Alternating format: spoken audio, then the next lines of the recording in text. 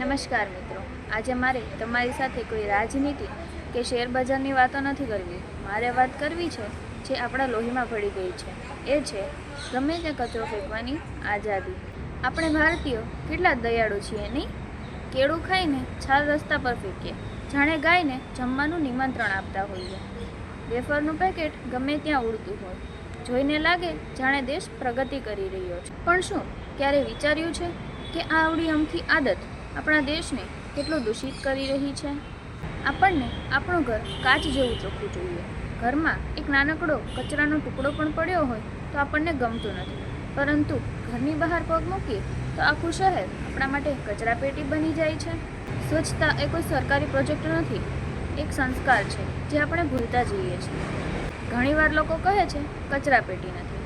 કદાચ પેટી દૂર હોઈ શકે તો શું નાનકડો કચરાનો ટુકડો આપણા ખિસ્સામાં ના રહી શકે? આપણે અબજોના મોબાઈલ ખિસ્સામાં રાખીએ છીએ, તો એ કચરાનો નાનકડો ટુકડો કેમ નહીં? વિચારો, જો દરેક વ્યક્તિ એમ વિચારે કે મારા એકના ફેંકવાથી શું થશે, તો દેશના 140 કરોડનો કચરો ફેલાશે તો તેને અચાનક ફેર દેખાશે. શું આ લોકશાહીનું ગંદુ ઉદાહરણ નથી? મિત્રો, મારે તમને કોઈ લાંબુ ભાષણ નથી આપવું, બસ 3 વાક્યો સમજાવવા છે કે ખિસ્સાનો ઉપયોગ કરો, ગમે ત્યાં કચરો ના ફેંકો.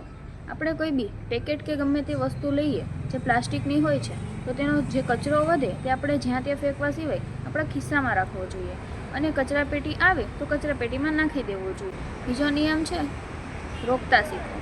કોઈ કચરો નાખતો હોય તો તેને વિવેક બુદ્ધિથી કહો અને પ્રેમથી કહો કે આ યોગ્ય નથી, આ રીતે તારે કે કચરો ફેંકવો ના જોઈએ.